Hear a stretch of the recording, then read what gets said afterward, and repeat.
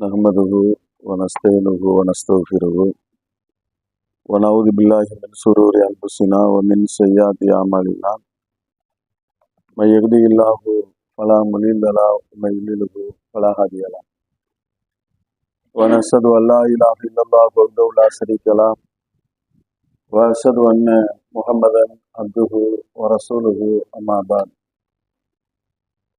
அகிலங்களை எல்லாம் படைத்து பராமரிக்கக்கூடியவனும் கண்ணியத்தின் அதிபதியும் புகழ் அனைத்திற்கும் சொந்தக்காரனாக இருக்கக்கூடிய எல்லாம் வல்ல அல்லாஹுவின் நல்லடியார்களே,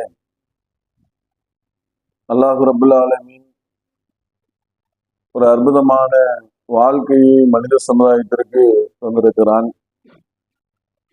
இந்த வாழ்க்கை என்பது போற்றி புகழப்பட வேண்டிய ஒரு வாழ்க்கையாக இருக்கிறது. உலகத்திலேயே தலை சிறந்த நிலையில் மனிதனுடைய சிந்தனையை அல்லாஹ் ஏற்படுத்தியிருக்கிறான். ஏராளமான வஸ்துக்கள் இருந்தாலும் படைப்பினங்கள் இருந்தாலும் மனிதன் என்ற இந்த நிலையில் ஏராளமான உயர்வுகள் இருப்பதை நம்மால் பார்க்க முடிகிறது. அல்லாஹ் ரப்புல் ஆலமீன் அப்படிதான் மனித சமுதாயத்தை மிக உயரிய நிலையில் அல்லாஹ் படைத்திருக்கிறான். ஆனால் இன்று நாம் உலகத்திலே பார்க்கும்போது பல்வேறு விதமான காரணங்களின் அடிப்படையிலே மனிதன் தன்னுடைய உயிரை மாய்த்து கொள்ளக்கூடிய ஒரு நிலையை நம்ம பார்க்க முடிகிறது. அது தேர்தலாக இருந்தாலும் சரி, தேர்வுகளாக இருந்தாலும், நஷ்டம் இழப்புகள் இது மாதிரியான மன சங்கடங்களை ஏற்படுத்தக்கூடிய காரியங்கள் ஏற்படும் போது அதுல ஏராளமான பேர் தற்கொலை என்ற முடிவுக்கு செல்லக்கூடிய நிலையை நம்ம பார்க்கிறோம். இன்றைக்கு கூட 10th 12th 11th எக்ஸாம்பிளுடைய ரிசல்ட் எல்லாம் சொல்லக்கூடிய நிலையில் நேற்றைய தினமே நிறைய பேர் தற்கொலை பண்ணியிருக்கிறார்கள். செய்தித்தாள்கள்ல வருகிறது. அதாவது இன்றைக்கு தான் ரிசல்ட்டே வர்றது. ரிசல்ட் வர்றதுக்கு முன்னாடியே, எக்ஸாம் எழுதி ரிசல்ட் வர்றதுக்கு முன்னாடியே அந்த பய உணர்வு, அந்த ஒரு விதமான டார்ச்சர், மன டார்ச்சர் என்பது ஏராளமான அழுத்தங்களை ஏற்படுத்தி சிறார்கள் தற்கொலை செய்த செய்திகள் எல்லாம் வர்றதை நம்ம பார்க்க முடிகிறது. இது சிறார்கள் மட்டும் கிடையாது, பெரியவங்களும் இது மாதிரி தற்கொலைகள் எல்லாம் சர்வசாதாரணமாக நிறைய பிரச்சனைகள் ஏற்படும் போது தற்கொலை என்ற ஒரு முடிவை எடுப்பதை பார்க்க முடிகிறது. ஆனால் இஸ்லாமிய மார்க்கத்தின் அடிப்படையில் பார்க்கும்போது இந்த உலகத்தினுடைய பிரச்சனைகளை எவ்வாறு எடுத்துக்கொள்ள வேண்டும், எவ்வாறு ஒரு மனிதன் இந்த வாழ்வை எப்படி எதிர்கொள்ள வேண்டும், எப்படி நடந்து கொள்ள வேண்டும் என்பதை எல்லாம் அழகிய முறையில் சொல்லித்தரக்கூடிய மார்க்கம் தான் இஸ்லாமிய மார்க்கம். அனைத்து விஷயங்களுக்கும் தீர்வு சொல்லி தந்திருக்கிறது. இஸ்லாம் மார்க்கத்தை பொறுத்த மட்டும் இதுக்கு தீர்வு இல்லை, இதுக்கு பிரச்சனைக்கு சொல்லித்தரல, இது மனித சமுதாயத்துக்கு இதுல வழிகாட்டுதல் இல்லை என்று சொல்லக்கூடிய நிலையில் எந்த ஒன்றுமே கிடையாது. எல்லா விதமான காரியங்களுக்கும் அல்லாஹ் ரப்புல் ஆலமீன் அற்புதமான வழிகாட்டுதலை தன்னுடைய தூதர் வழியாக ஏற்படுத்தி தந்திருக்கக்கூடிய நிலையை நாம் பார்க்கிறோம். மனிதன் தற்கொலைங்கிற நிலைக்கு ஏன் போகிறான் அப்படின்னு சொன்னால் இழப்பு தான் அதனுடைய முக்கியமான காரணம். ஒண்ணு, தான் எதிர்பார்த்த ஒன்று கிடைக்கல, ரொம்ப நான் விரும்பி ரொம்ப நேசிச்சு நான் படித்தேன், அல்லது நேசித்து நான் பொருளாதாரத்தை திரட்டினேன், நேசித்து அதை செஞ்சேன் இதை செஞ்சேன், ஆனால் அது எனக்கு கை கூடல, அதனால் நான் இந்த முடிவுக்கு நான் செல்கிறேன் என்பதுதான் என்னுடைய முக்கியமான ஒரு காரணம். இன்னொரு காரணம் என்ன அப்படின்னு சொன்னால் மற்றவர்களுடைய அழுத்தம். மற்றவர்கள் என்ன, நீ படிக்கலன்னா என்ன ஆகுறது, நீ படிச்சு முன்னேற வேண்டாமா, இதோ அண்ணனை பாரு, உன் தம்பியை பாரு, உன் சித்தப்பா பிள்ளைய பாரு, மாமா பிள்ளைய பாரு, மச்சி பிள்ளைய பாரு, அதை பாரு இதை பாருன்னு சொல்லி ஏராளமான அழுத்தங்களை அந்த உள்ளங்களிலே திணிப்பதனால், சிறார்களுடைய உள்ளங்களிலே திணிப்பதனால் அதை சுமக்கக்கூடிய நிலையில அவங்களுடைய உள்ளம் இருக்காது. அதுக்குண்டான திறன் அவங்களுக்கு கிடையாது. அனுபவம் வாய்ந்த ஒரு நிலை என்பது அவங்களுக்கு கிடையாது. வாழ்க்கையை படித்து வரக்கூடிய நிலையில தான் அவங்க இருப்பாங்க. அப்போ வாழ்க்கையை படித்து எப்படி இது லாபம் நஷ்டம் துன்பம் இன்பம் அனைத்தும் சேர்ந்துதான் வாழ்க்கை அப்படிங்கிறத முழுமையா படிப்பதற்கு முன்னாலேயே ஒரு முடிவுக்கு வந்து விடுகிறார்கள். ஒட்டுமொத்தமாக தற்கொலை என்ற நிலைக்கு செல்லக்கூடிய நிலையை பார்க்கிறோம். ஆனால் இஸ்லாம் மார்க்கத்தினுடைய அடிப்படையில் பார்க்கும்போது முதல் இஸ்லாம் நமக்கு என்ன சொல்லுன்னு சொன்னால், இந்த உலகம் என்பது ஒரு முக்கியமான ஒண்ணு கிடையாது. அதான் இஸ்லாத்தினுடைய முக்கியமான ஒரு போதனை. இந்த உலகம் என்பது ஒரு சோதனைக்காக படைக்கப்பட்டிருக்கக்கூடிய ஒரு நிலையில் உள்ளது. இதுல ஒருத்தன் வெற்றி அடைஞ்சாலோ இதுல ஒருத்தன் தோல்வி அடைஞ்சிட்டாலும் அதுதான் நிரந்தர வெற்றி, அதுதான் நிரந்தர தோல்வி அப்படின்னு கிடையாது அப்படின்னு இஸ்லாம் நமக்கு பாடம் நடத்துகிறது. வலல் ஆகிரத்து ஹைருல் லக்க மினல் ஊலா, இந்த உலக வாழ்க்கையை விட ஆகரத்து வாழ்க்கை தான் சிறந்தது என்று எல்லாம் பாடம் நடத்துகிறாங்க. இந்த உலக வாழ்க்கைங்கிறது அழியக்கூடிய உலகம் இல்லையா? அழியிற ஒரு உலகத்திற்கு நீ என்னப்ப ரொம்ப கிடந்து ஒன்னையே அழிச்சுக்கிறாத. எவ்வளவு அற்புதமான பாடம் பாத்தீங்களா? அழிய உலகமே அழிய போகுது, அதுக்கு முன்னாடி நீயே அழியிற. ஒருத்தன் ட்ரெயின்ல போயிட்டு இருக்கிறான், போய் நேரா போய் பெரிய மலையில இருந்து ஒன்று விடுற ட்ரெயின் வச்சுக்காங்க ஒரு பேச்சுக்கு. இங்க இருந்து ட்ரெயின்ல ஏறுறான், சென்னையில போய் மலையில தான் பயணம் போடுது. அதுக்கப்புறம் ரோடும் கிடையாது, ஒண்ணும் கிடையாது, பொத்துன்னு விட போகுது. அதுக்கு இடையில ஒருத்தன் இணைஞ்சிடான், தற்கொலை பண்ணி சாகுறான். ட்ரெயினே அழிய போகுது, அதுவே ஒண்ணு இல்லாம போகும்போது அதுக்கு முன்னாடி நீ ஏன் சாவுற? அதான் எல்லாரும் தானே சாவ போறாங்க. சாவு இல்லாத மனிதன் இருக்கானா? துன்பம் இல்லாத மனிதன் இருக்கானா? இழப்புகள் இல்லாத மனிதன் இருக்கிறானா? ஒண்ணுமே கிடையாது. எல்லா மனிதர்களுக்குமே இழப்புகள் இருக்கிறது, துன்பம் இருக்கிறது, துயரம் இருக்கிறது, கஷ்டம் இருக்கிறது, எல்லாமே லாபம் நஷ்டம் இஷ்டம் எல்லாமே இருக்கிறது. எல்லா நிலையில் தான் ஒரு மனிதன் என்ன செய்யறான், இந்த உலகத்துல படைத்திருக்கும் போது அவன் என்ன செய்யறான்னா இந்த உலகத்திலேயே தன்னை மாய்த்து கொள்ளக்கூடிய நிலையில் அவன் அவசரப்படுகிறான். ஆனா அல்லாஹ் ரப்பல் ஆலமீன் நமக்கு நடத்தக்கூடிய பாடம் என்னன்னு சொன்னா, இது இந்த நிரந்தர உலகமே கிடையாது, இது நிலையானது கிடையாது. ஆகிரத்து வாழ்க்கை தான் ஹாலிதீன பீஹா அல்காபா, அங்கே யுகம் யுகமாக தங்குவார்கள். எங்க சொர்க்கத்திலே ஒரு மனிதன் உள்ளே புகுந்து விட்டால் அல்லது நரகத்திலே ஒரு மனிதன் புகுந்து விட்டால், ரெண்டிலுமே சரி, ரெண்டிலுமே நிரந்தரமாக மறுமை வாழ்க்கையில இருப்பார்கள். மறுமை வாழ்க்கை தான் நிரந்தரமான வாழ்க்கையை விட இந்த உலக வாழ்க்கை என்பது நிரந்தரம் கிடையாது, நிலையானது கிடையாது என்பதை நமக்கு பாடம் நடத்துகிறது. இது நிறைய விஷயங்களை ரசூலுல்லாஹ் நமக்கு என்ன செஞ்சிருக்கிறாங்க, நமக்கு சொல்லி தந்திருக்கிறாங்க. அத்துன்யா சிஜ்னுல் மூமினின் வ ஜன்னத்துல் காபிரீன், இந்த துன்யா வாழ்க்கை என்பது சிஜ்னுல் மூமினின் வ ஜன்னத்துல் காபிரீன், சிறைச்சாலை. ஒரு இறைவனை ஏற்றுக்கொண்டவனுக்கு இது சிறைச்சாலை, இறைவனை ஏற்றுக்கொள்ளாதவர்களுக்கு இதான் சொர்க்கம், மறு உலக வாழ்க்கை தான் நிரந்தரமானது என்பதையெல்லாம் இஸ்லாம் நமக்கு அற்புதமான அழகான ஒரு பாடம் நடத்துகிறது. அதனால ஒரு முஸ்லீம் இந்த உலகத்துல எவ்வளவு பெரிய கஷ்டங்கள், இழப்புகள், துன்பங்கள், துயரங்கள் எல்லாரும் சேர்ந்து ஒட்டுமொத்தமா அழுத்தம் கொடுத்து நீதான் ஃபர்ஸ்ட் ரேங்க் வரணும், நீதான் ஃபர்ஸ்ட்ல ஓடி முதல் இடத்தை நீ அடைய வேண்டும். விளையாட்டையும் அப்படி இருக்குல்ல, வாழ்க்கையிலும் அப்படி இருக்குல்ல, பொருளாதாரம் சம்பாதிக்கிறதுலயும் இருக்கிறது, எல்லா விதத்திலயும் இருக்கிறது. அதாவது மனுஷன் பிறந்ததுல இருந்து சாவுற வரைக்கும் அவனுடைய வாழ்க்கை என்பது ஒரு போட்டியில தான் வாழ்ந்துகிட்டு இருக்கிறான். அது தொழில் பண்றவனா இருந்தாலும் சரி, ஒரு நிறுவனத்தை நடத்துறவங்களாக இருந்தாலும் சரி, படிக்கக்கூடிய மாணவர்களாக இருந்தாலும் சரி, அல்லது ஒரு கம்பெனியை வச்சுட்டா ஒரு கம்பெனியினுடைய நிறுவனராக இருந்தாலும் சரி, உள்நாடா இருந்தாலும் சரி, வெளிநாடா இருந்தாலும் சரி, அனைத்து துறைகள்ல உள்ளவர்களும் கடைசி வரைக்கும் போட்டி போட்டுக்கிட்டே தான் இருக்கு. போட்டி போடாமல் இந்த உலகத்துல வாழவே முடியாது. முயற்சி செய்யாமல் ஒரு மனிதன் நினைச்ச முடியாது, வாழவே முடியாது. ஆனால் முயற்சி செய்வதை இஸ்லாம் தடுக்கல. முயற்சி செய்து நல்ல ஆசைப்படு, நல்ல விருப்பமாக உள்ள விஷயங்களை தேர்வு செய்யி, அதற்காக பாடுபடு.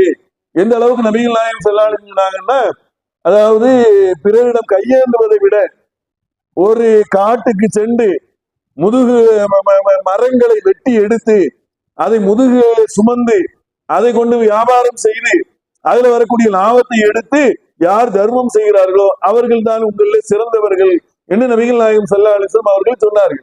அப்ப முயற்சி செய்ய சொல்லி இஸ்லாம் சொல்கிறது. நமக்கு தான் ஆகிறதுக்கு இருக்கிறது, சொர்க்கம் இருக்கிறது, அதனால நம்ம எந்த முயற்சியும் செய்ய வேண்டாம் அப்படின்னு சொல்லல. நல்ல முயற்சி செய்யுங்கள். படிப்பா இருந்தால் அதுல முயற்சி செய்யுங்கள், உழைப்பா இருந்தால் அதுல முயற்சி செய்யுங்கள், வியாபாரமாக இருந்தால் அதுல முயற்சி செய்யுங்கள், கம்பெனி நிறுவனங்களாக அதுல உயர் பொறுப்புல செல்வதற்கு முயற்சி செய்யுங்கள். இந்த துன்யா வாழ்க்கையில என்னென்ன இருக்கிறதோ அதற்குண்டான முயற்சிகளை செய்வதற்கு இஸ்லாம் நமக்கு வலியுறுத்துகிறது.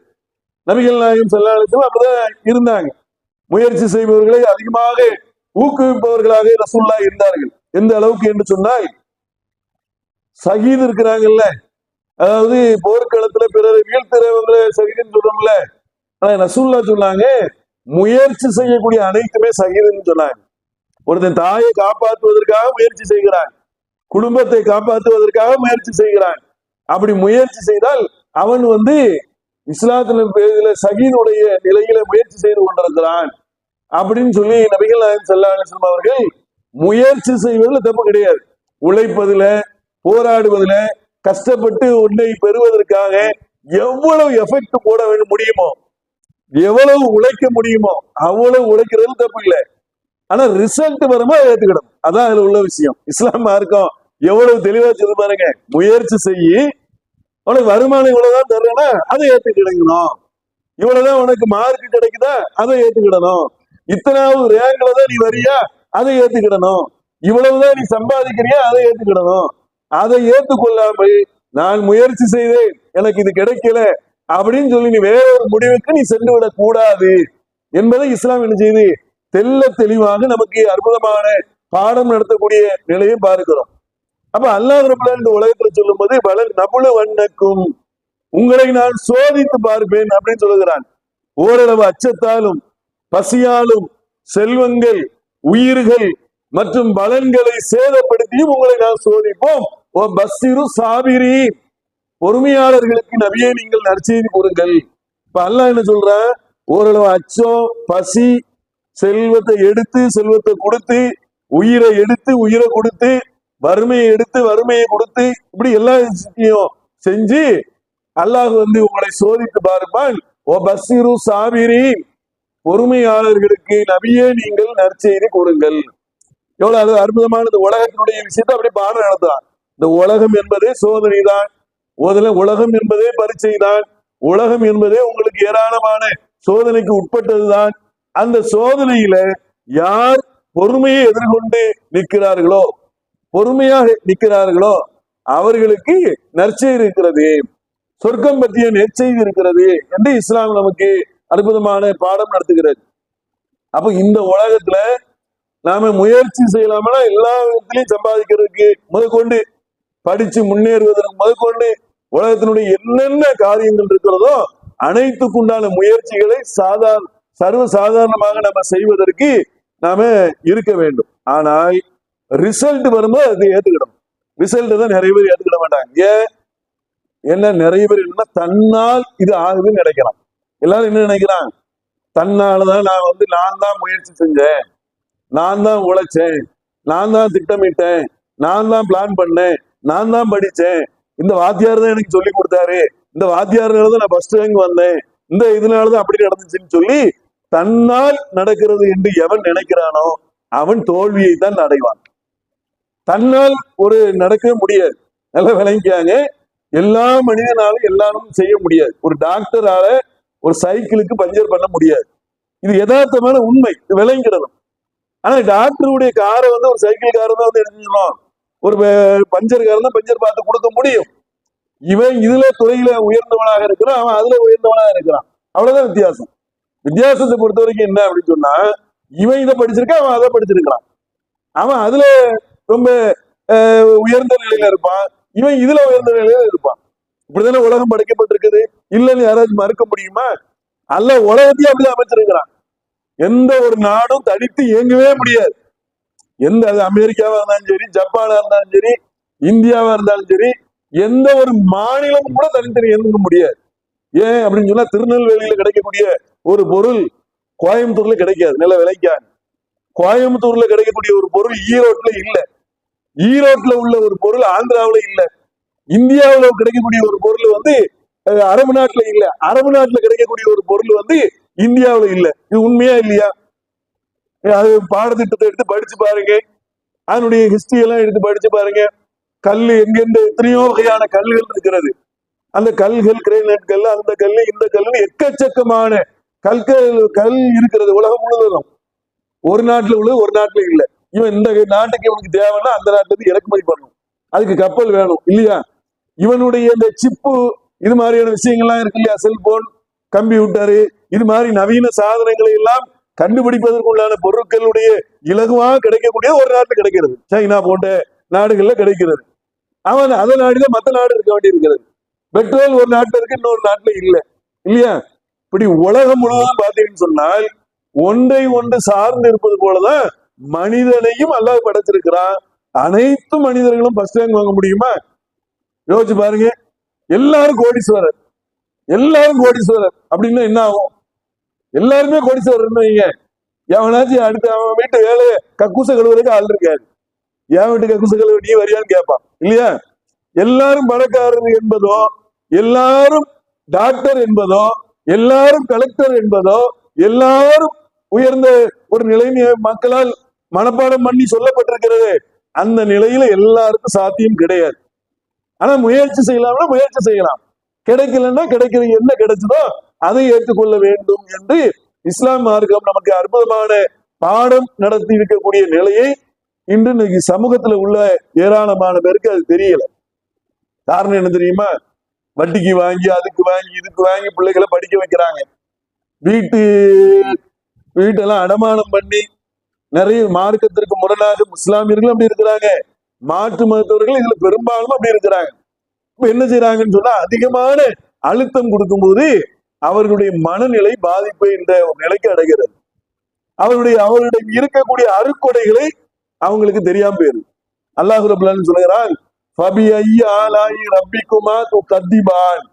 அல்லாஹுடைய அருக்கொடைகளில் எதனை நீங்கள் பொய்யென கருதுகிறீர்கள் அப்படின்னு அல்லாஹ் கேட்கிறான். அல்லாஹ் ஏராளமான அருக்கொடை தந்திருக்கிறான். இன்னொரு வசனத்துல அல்லாஹ் சொல்லும் போது அல்லாஹுடைய அருக்கொடைகளை என்ன நினைத்தாலும் எண்ணி முடியாது அப்படிங்கிறான். எவ்வளவு அருக்கொடை இருக்கா இல்லையா? யோசிச்சு பாருங்க. அற்புதமான எக்கச்சக்கமான அருட்களை அல்லாஹ் மனித சமுதாயத்திற்கு கொடுத்திருக்கிறான். அதை பத்தி அந்த எண்ணமே வராது. இப்போ ஒரு ரெண்டு கண்ணு இல்லைன்னு வைங்க, ரெண்டு கண்ணோ ஒரு கண்ணோ இல்லைன்னு வைங்க, அவன்கிட்ட ஒரு 10 கோடி ரூபாய் வேணுமா, உனக்கு 2 கண்ணு வேணுமா அப்படின்னு கேட்டா எனக்கு 2 கண்ணு தான் வேணும். ஏன் அதனுடைய மதிப்பு பாருங்க. எவ்வளவு பெரிய நிலையில் எவ்வளவு பெரிய செல்வத்தை அல்லாஹ் நம்முடைய உடல் ரீதியாவே கொடுத்திருக்கிறான். உலகத்திலேயே மிக வலுவானது என்ன தெரியுமா? மனிதனுடைய உடலை விட அவனுடைய உள்ளம்தான், மனசுதான், திடகார்த்தமான சிந்தனை தான். ஆனா பள்ளிக்கூட பாடத்திட்டங்கள்ல அதெல்லாம் சொல்லிக் கொடுக்க மாட்டாங்க. பள்ளிக்கூட பாடத்திட்டத்துல அது இருந்தா இந்த மாதிரி தற்கொலைகள் எல்லாம் வர்றதுக்கு வாய்ப்பு இல்லை. ஆனா அவங்க சொல்லி கொடுக்கறதுல வேற வேற விஷயங்கள்லையும் போக்கஸ் பண்ற இந்த விஷயங்களை மட்டும் சொல்லுவதனால அதுல ஏராளமான இழப்புகள் சமூகத்துக்கு ஏற்படுகிறது. ஆனா இஸ்லாமிய மார்க்கம் என்ன சொன்னா, அப்படிலாம் நீ என்ன செஞ்சிடாத, உன்னை நீனே தாழ்த்தி கொள்ளாதே. இறைவன் உலகத்துல எல்லா மனிதர்களுக்குமே அருள் வளங்களை தாராளமாக கொடுத்திருக்கிறான். எந்த அளவுக்கு என்று சொன்னால், நபிகள் நாயகம் ஸல்லல்லாஹு அலைஹி வஸல்லம் அவர்கள் ஒரு மனிதரை பார்த்து இவர் சொர்க்கவாசி அப்படின்னு சொல்றாங்க. உடனே நபிகள் நாயகம் ஸல்லல்லாஹு அலைஹி வஸல்லம் சொன்ன உடனே அந்த சஹாபாக்கள்ல ஒரு சஹாபா என்ன செய்றாங்கன்னா, ரசூலுல்லாஹ் இவர்களை சொர்க்கவாசின்னு சொன்னாங்க, ஏன் அப்படின்னு சொல்லிட்டு அவரு அந்த மனிதர்கிட்ட போய் கேட்கிறாங்க, எங்க வாப்பா எங்க அத்தா என்ன வீட்டை விட்டு விரட்டி விட்டாங்க, நான் ஒரு 2-3 நாள் உங்க கூட தங்குறதுக்கு எனக்கு ஒரு அனுமதி கொடுங்க. சொர்க்கவாசின்னு சொல்லியாச்சு. அது பெரிய பிரபலமான ஆளும் கிடையாது, பெரிய பிரபலியமான ஆளும் கிடையாது. ஆனா இவரை பார்த்து ரசூலுல்லாஹ் சொர்க்கவாசின்ட்டாங்களா, என்ன காரணம் அப்படின்னு சொன்ன உடனே 3 நாள் அனுமதி கேட்கிறார். 3 நாள் போய் பார்க்கிறார். பார்த்தா அவர்கிட்ட பெரிய அளவுல வித்தியாசமா ஒரே தஹஜ்ஜுத், பெரிய தொழுகை, ஒரே இபாதத்து, ஒரே வணக்க வழிபாடு, ஒரே துவா இப்படின்னு செய்யக்கூடிய நிலையில் இருந்தாதான் சொர்க்கம்னு சொல்லி தப்லீக் ஜமாத்துல உள்ளவங்கள பிரச்சாரம் பண்றாங்களே, இல்லைன்னா சொர்க்க நீங்களும் நரகவாசிக்கிற அளவுக்கு சொல்றாங்களே, அப்படியான காரியங்கள்லாம் அது இல்லை. ஆனா இவர் என்ன செய்யறாரு, 3 நாள் பாக்குறாங்க. 3 நாளும் அந்த சஹாபியினுடைய நிலைகள் எப்படி இருக்குன்னு சொன்னா சாதாரணமா தான் இருக்கு. ஆனா நைட்டு தூங்குறாங்க, காலைல தகஜ்ஜுத் தொழுகிறாங்க.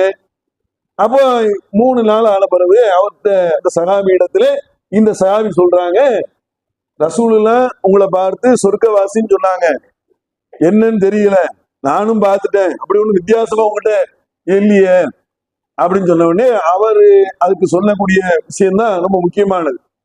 அவர் என்ன சொல்லிட்டான்னு சொன்னால், நான் இந்த உலகத்துல அல்லாஹ் யாருக்காவது எதையாவது கொடுத்தால் அதை பார்த்து நான் என்ன ஒரு நாளும் பொறாமப்பட்டது கிடையாது. எவ்வளவு அற்புதமான அருமருந்து பாருங்க. இது ரசூல்லா நமக்கு சொல்லி தராங்கல்ல. ஒரு ஆளுக்கு அல்லாஹ் எதையாவது கொடுத்தால் அதை பார்த்து நான் ஒரு காலத்தையும் பொறாமப்பட்டதே கிடையாது. இது என்கிட்ட உள்ள ஒரு குணம். எனக்கு எதுனாலும் தெரியல, என்கிட்ட உள்ள இது குணம். என்னால் இயன்ற வணக்க வழிபாடுகளை தான் நான் இதை செய்யறேன் அப்படின்னு சொன்ன உடனே இதுக்கு ஒருத்தர் சொர்க்கம் பாருங்களேன். இந்த குணத்திற்கு எதுக்கு அல்லாஹ் ஒரு யாருக்காச்சும் எதையாவது கொடுத்தான்னு வைங்க, அதை கண்டு ஒரே பொறாமப்பட்டு அதுலயே நிறைய பேர் தீஞ்சு எரிஞ்சு இந்த சில இதெல்லாம் நினைச்சுவாங்க. அந்த இதுல போடுவாங்க வயிற்று வழியா, இந்த ஜெலிசு கொடுங்க, வயிற்றுச்சல் தாங்க முடியல. இவன் வீடு கட்டிட்டு அவனுக்கு வயிற்றுச்சல் தாங்க முடியல, இவன் ஏசி வாங்கிட்டு அவனுக்கு வயிற்றுச்சல் தாங்க முடியல, இவன் புள்ள பாஸ் ஆகிட்டா அந்த குடும்பத்துக்கு வயிற்றுச்சல் தாங்க முடியல. இப்படித்தானே ஓடிக்கிட்டு இருக்கு.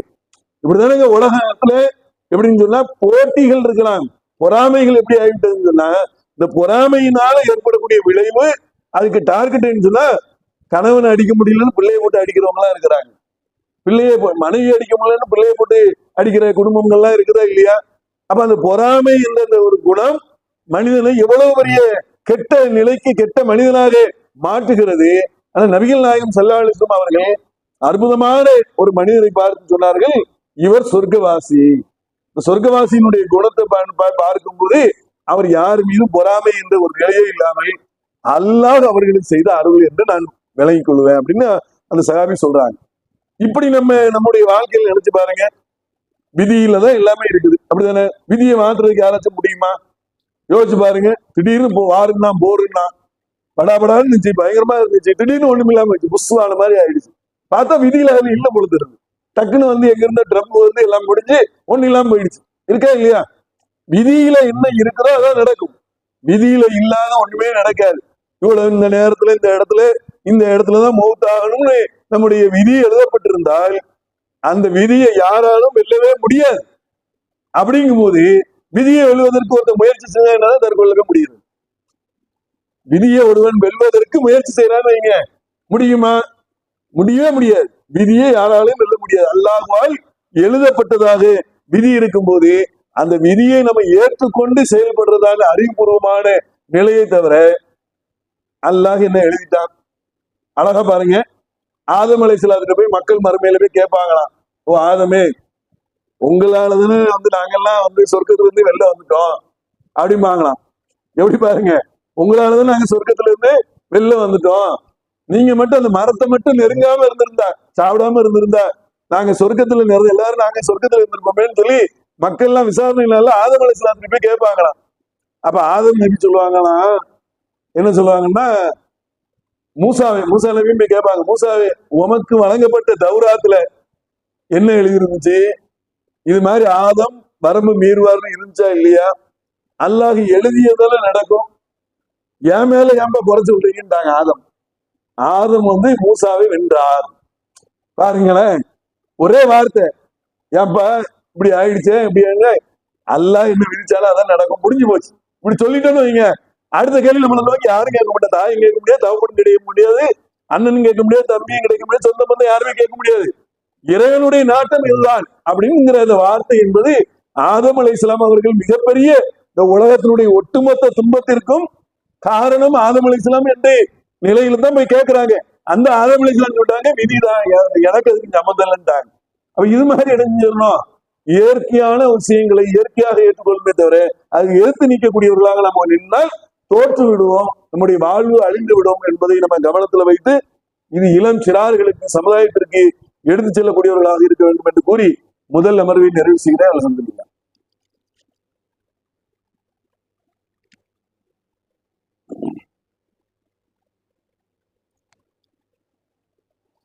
அல்ஹம்துலில்லாஹ். எல்லாம் அல்ல அல்லாஹுவின் நல்லடியார்களே, நம்ம வாழ்வில் பல்வேறு விதமான காரியங்கள்ல தோல்வி என்ற ஒரு நிலை வருவது என்பது யதார்த்தமான ஒரு விஷயம்தான். தோல்வி இல்லாத ஒரு நிலை என்பதே கிடையாது. ரசூலுல்லாஹ் குர்ஆன்ல அல்லாஹ் சொல்கிறான், தில்கல் ஐயாமுல் தாவிலுகா பைனன்னாஸ், காலச்சக்கரத்தை மாறி மாறி சுழல விடுகிறோம். ஒரு சக்கரம் இருக்குல்ல, அதுல எது ஃபர்ஸ்ட் எது செகண்ட்லாம் சொல்ல முடியாது. ஒரு சக்கரம் இருக்குல்ல, சக்கரத்துல இதான் ஃபர்ஸ்ட், இதான் முதன்மை, இதான் மட்டம்னு சொல்ல முடியாது. ஏன்னா சக்கரை சுத்தி விட்டா அது பஸ்ல வந்துடும் இல்லையா, மேல உள்ளது கீழே வரும், கீழே உள்ளது மேல வரும், கீழே. இப்படி இதுதான் உலகத்தினுடைய நியதி. இதுதான் எல்லாம் சொல்றான், தில்கல் ஐயாமும் தாவிலுதான் பைனன் நாஸ், காலச்சக்கரத்தை மாறி மாறி சுழல விடுகிறோம் அப்படின்னு சொல்லுகிறாங்க. இந்த உலகத்தை பொறுத்த வரைக்கும் அப்படிதான் எல்லாம் படைச்சிருக்கிறான். நிரந்தரமா மன்னர் குடும்பம் அப்படின்னு சொல்லி மன்னர் குடும்பம் நிரந்தரமா இருக்குதா, மன்னர் குடும்பத்தினுடைய 3வது தலைமுறை டீ விற்கிறாங்க அப்படி மாறி போகுது. வீடியோக்கள் எல்லாம் சொல்றாங்க, எங்க 5 தலைமுறைக்கு முன்னாடி உள்ளங்க இதான் வந்து புதுக்கோட்டை சமஸ்தானத்தினுடைய மன்னர் குடும்பம் தான் எங்க குடும்பம் அப்படிம்பாங்க. ஆனா மன்னர் குடும்பமா இருக்கு, நீ ஏப்ப டீ வியாபாரம் பண்ணி, அதான் நிலைமை இல்லையா. டீ வியாபாரம் பண்ணிட்டு இருக்கிறவங்க நாட்டை ஆளக்கூடிய அளவுக்கு மாறிடுறாங்க இல்லையா. அப்ப இப்படிதான் உலகங்கிறது அப்படிதான். டாக்டருடைய மகன் குடியாரனா போய் அந்த குடும்பம் நாசமா போறதா இருக்குது. குடியாரனுக்கு பிறந்த பிள்ளை இல்ல, ஒழுங்கா படிச்சு அதை முன்னேறி அது டாக்டரா மாறின குடும்பமும் இருக்கிறது. வாழ்க்கைங்கிறது இப்படிதான், ரெண்டுமே மாறி மாறிதான் உலகம் வந்து இருக்கிறது என்ற யதார்த்தமான உண்மையை நாம புரிஞ்சுக்கிட்டோம்னு சொன்னால், உலகத்தினுடைய விஷயங்கள்ல இது மாதிரியான காரியங்கள்ல தோல்வி என்பது ஒரு சாதாரண விஷயமா கடந்து போயிட்டே இருக்கலாம். அது ஒரு பெரிய மேட்ரு கிடையாது. அதே நேரத்துல நாம ஒரு இதுல தோல்வி அடைஞ்சிட்டு பாத்தீங்களா, விதியில இருக்குது, அதனால இனிமே வந்து யாரு என்ன எந்த கேள்வியும் கேட்டக்கூடாது அப்படின்னு இருக்கக்கூடாதுதான் அல்லாஹ் அழகா சொல்லுகிறாள். நடந்ததை எண்ணி கவலைப்படாமல் இருப்பதற்காகவும், கொடுத்ததை எண்ணி பூரிப்படையாமல் இருப்பதற்காகவும் விதியை ஏற்படுத்தினோம். நடந்து முடிஞ்ச விஷயத்துக்கு தான் விதி. நடந்து முடிஞ்சா அதை விதியில போட்டுருணும். நடக்க போறதுக்கு விதியில போட்டக்கூடாது. நாளைக்கு நடக்கிறதுக்கு இல்ல, அல்லாஹ் எனக்கு ஒரு கடை தரணும்னா தருவான், அது விதி பிரகாரம் இருக்குன்னு பேசாம வீட்டுல படுத்து தூங்கிட்டோன்னு வைங்க, கடை வந்துருமா?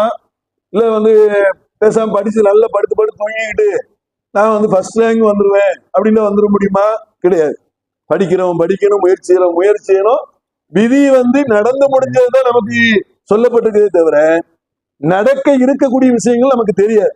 அப்படிதான் குர்ஆன் சொல்லுகிறது. அப்ப நடக்க போற விஷயங்களுக்கு விதியை பத்தி பேசக்கூடாது. அது அல்லாஹ்வுடைய விதி எப்படி இருக்கு நமக்கு தெரியாது. ஆனால் நம்ம முயற்சி செய்யணும். அடுத்து இப்போ ஃபெயிலியர் ஆயிட்டா அடுத்து பாஸ் பண்றதுக்கு என்ன வழி, அந்த முயற்சிகளை செய்யறதுல தப்பு கிடையாது. அப்ப வருங்காலத்தை பொறுத்த வரைக்கும் விதியின் மேல பழிய போட்டுட்டு பேசாம இருந்து நம்ம என்ன செய்யக்கூடாது, இருக்கக்கூடாது. நடந்து முடிஞ்ச விஷயங்களுக்கு தான் விதியின் மேல பழிய போட்டு அல்லாஹ் வந்து எல்லாம் அல்லாஹ்வுடைய தலையெழுத்துல, அல்லாஹ் எழுதின அந்த தலையெழுத்துல உள்ளது என்று நம்ம ஏற்றுக்கொண்டு நினைப்பதுதான் எல்லா விஷயங்களும்.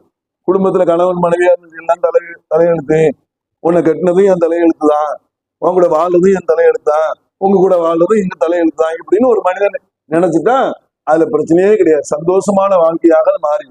அப்ப அந்த அடிப்படையில உலகத்தினுடைய எந்த ஒரு சோதனையும் துன்பங்களையும் எதிர்கொள்வதற்கு ஏராளமான வழிகாட்டுதலை இஸ்லாம் மார்க்கம் தந்திருக்கிறது.